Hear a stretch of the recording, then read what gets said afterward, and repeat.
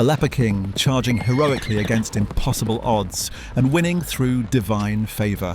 Christian knights routing Muslim armies through superior courage and faith. Hollywood would turn the Battle of Montgisard into a miracle where God rewards the righteous and individual valor defeats overwhelming numbers. The reality was desperation meeting opportunity. Real Baldwin IV won at Montgisard in November 1177 not through divine intervention, but through a forced march that caught Saladin's army dispersed and vulnerable. The tiny Crusader force destroyed a much larger army because they attacked at the exact moment when numbers didn't matter, when your enemy is scattered across miles of countryside, looting instead of fighting. This wasn't a miracle of faith. It was a 16-year-old leper recognizing that Saladin had made a catastrophic tactical error and gambling everything on a single charge before the window closed. Once you understand what actually happened at Montgisard, every movie version becomes a fantasy where tactics are replaced by divine favor and strategic brilliance is reduced to courage. November 1177. Saladin invaded the Kingdom of Jerusalem with perhaps 20,000 to 26,000 troops. The numbers vary by source, but the army was massive by Crusader standards. Saladin had spent the year consolidating power in Egypt and Syria. This was a statement campaign meant to show the Crusaders that unified Muslim forces could strike deep into their territory. Baldwin IV was 16 years old. He had been king since the age of 13 when his father died.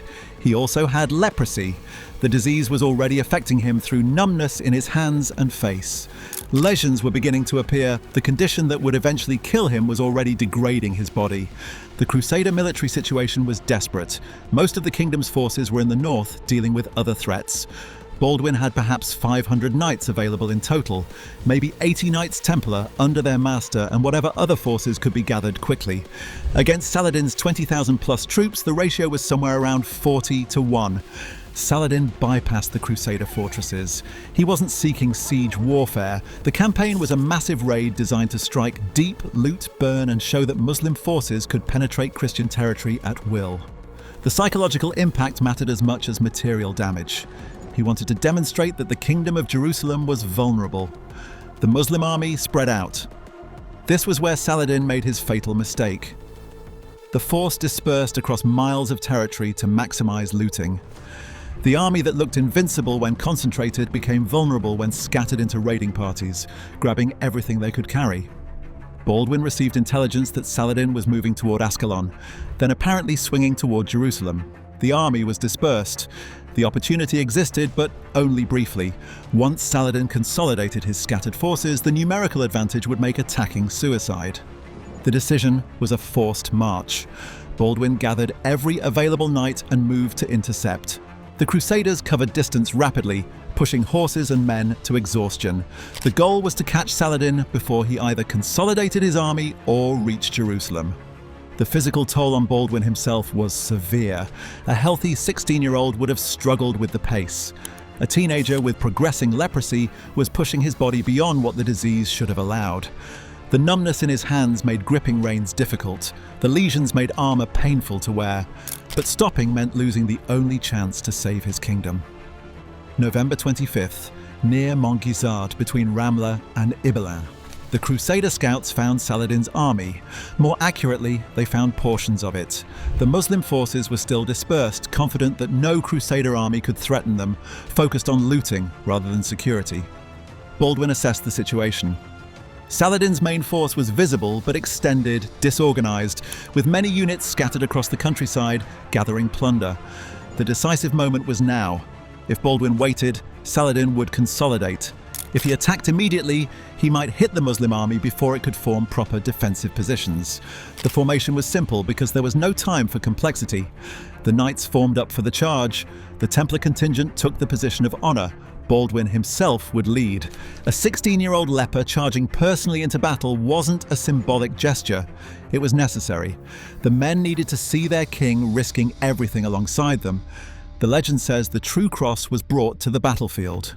The relic that supposedly contained wood from Christ's crucifixion was carried into combat to inspire the Crusaders.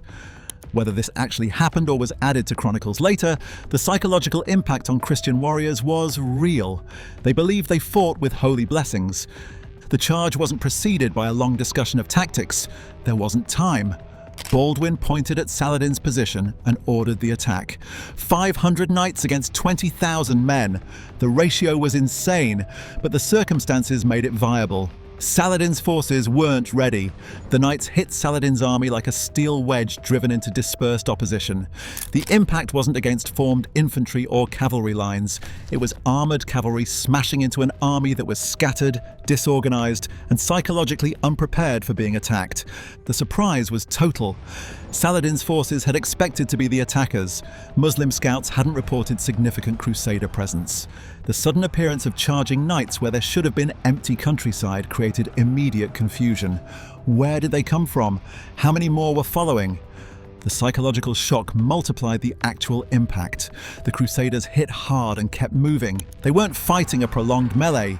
They were smashing through sections of Saladin's army, killing, disrupting, and creating panic before Muslim forces could organize a response. The sound was overwhelming. Hundreds of armored horses at full gallop created thunder that carried for miles. The crash of lances hitting shields and bodies, the screams of men and horses, the shouted battle cries. The noise alone announced that something catastrophic was happening to Saladin's dispersed forces. Saladin's bodyguard tried to form a defensive position. The Mamluk cavalry were elite troops who had fought successfully in dozens of battles. They moved to protect their commander and give the scattered army time to consolidate. The fighting here was brutal and sustained. Baldwin's knights hit the defensive formation repeatedly. This wasn't a single charge. It was multiple impacts. Crusader cavalry charging, breaking off, reforming, and charging again. The continuous pressure prevented Saladin's forces from stabilizing. Each time they tried to organize, another charge disrupted them. The dispersion that had seemed tactically safe for looting became a fatal liability in combat. Muslim forces scattered across miles couldn't support each other. The units that tried to move toward the fighting found themselves isolated and vulnerable to Crusader attacks. The army that outnumbered Baldwin 40-1 couldn't bring those numbers to bear. The rout began spreading. Once sections of Saladin's army started fleeing, the panic propagated. Dispersed forces saw comrades running and joined them without knowing exactly what was happening. The rout fed itself. Fear traveled faster than information. Saladin himself barely escaped. Chronicles describe him fleeing on a racing camel, abandoning his army to save himself. Whether this detail is accurate or exaggerated, Saladin definitely fled the battlefield and his army disintegrated. The commander who had invaded with overwhelming force was running for his life. The pursuit was systematic slaughter. The Crusader knights chased routing Muslim forces for miles. The killing continued through the day and into the night. Scattered Muslim units trying to escape were run down by mounted Crusaders who knew the terrain and had momentum. The exhausted Crusader horses found reserves of energy in pursuit. The animals that had been pushed to their limits during the forced march somehow maintained the chase. The knights who should have been too tired to continue kept riding, kept killing. The adrenaline of impossible victory fueled endurance that shouldn't have existed. The casualties were catastrophic for Saladin. Chronicles claim thousands killed. Modern historians are skeptical of the highest numbers but agree that the Muslim losses were severe. Possibly 3,000 to 5,000 killed or captured. Many more were wounded or scattered. The army that invaded was destroyed as an organized fighting force. The Crusader casualties were relatively light. Probably dozens killed, perhaps 100 or more wounded. The disparity came from catching the enemy dispersed and maintaining initiative throughout. The side that controlled the tempo of battle took fewer losses. Saladin's military reputation survived, but the defeat was humiliating. The commander who had unified Egypt and Syria had been routed by a teenage leper with a tiny force. The psychological impact on both sides exceeded the material losses. Crusaders could defeat Muslim armies. Saladin wasn't invincible. The victory was real, but the reasons were tactical, not miraculous. Baldwin won because he recognized an opportunity and acted immediately. Saladin lost because he dispersed his army in enemy territory and got caught vulnerable. The charge succeeded because it hit a dispersed, surprised enemy at the exact moment when numerical advantage didn't matter. The true cross and divine favor made a great story for Chronicles. The reality was a forced march followed by a perfectly timed attack on an enemy enemy who had made a strategic error.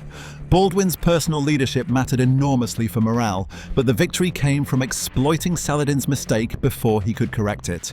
The aftermath demonstrated the tactical nature of the victory. Saladin rebuilt his army and returned to campaigning.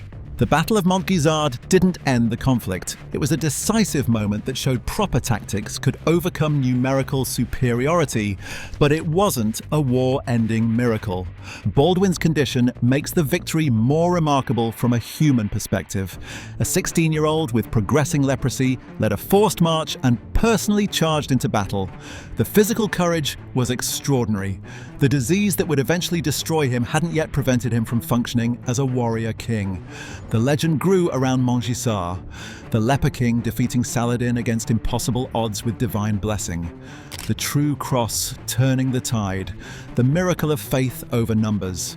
The actual battle was more interesting. A dying teenager who understood tactics well enough to recognize fleeting opportunity and had the nerve to gamble everything on a single charge. The comparison to Jaffa 15 years later is instructive. Richard's victory came from defensive tactics that frustrated cavalry charges. Baldwin's victory came from an offensive charge that hit a dispersed enemy. Both battles involved small crusader forces defeating much larger Muslim armies. Both succeeded through tactics rather than miracles. The methods were opposite, but the principle was the same. Fight the battle on your terms at the moment that negates enemy numerical advantage. The dispersion was what made Montgisard possible. Saladin's army spread out for looting and created vulnerability that a concentrated force wouldn't have had. The same 20,000 troops in formed defensive positions would have slaughtered 500 charging knights. But 20,000 troops scattered across miles with minimal security got destroyed piecemeal by a force that maintained cohesion and momentum. The forced march was equally critical. Baldwin covered the distance quickly enough to catch Saladin before the Muslim army could consolidate. Arriving even hours later might have meant facing formed opposition that 500 knights couldn't break. The timing was everything. Too early and you find nothing. Too late and you find death. Movies would show Baldwin charging at the head of glowing Christian knights while divine light surrounds the true cross. Real Baldwin led a desperate gamble at exactly the right moment against an enemy who had made a catastrophic tactical error. The victory came from speed, timing, and Saladin's mistakes as much as crusader courage. Hollywood would emphasize the leprosy as a divine test that faith overcomes. Real leprosy was killing Baldwin slowly. The disease didn't prevent him from leading at 16, but within years it would make him unable to ride or hold weapons. The victory at Montgisard came during the brief window when he could still function as a warrior despite the condition destroying him. Films would suggest the charge was a suicide mission that succeeded through a miracle.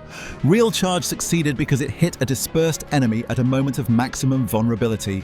The tactics were sound even if the odds looked impossible. Baldwin wasn't charging blindly into hopeless battle. He was striking precisely when the strike would work. The true cross makes a better story than tactical analysis. But the relic didn't win the battle. The forced march, the timing, the recognition that Saladin was vulnerable, and the discipline to maintain cohesion during the charge won the battle. The faith inspired the men to attempt what looked impossible.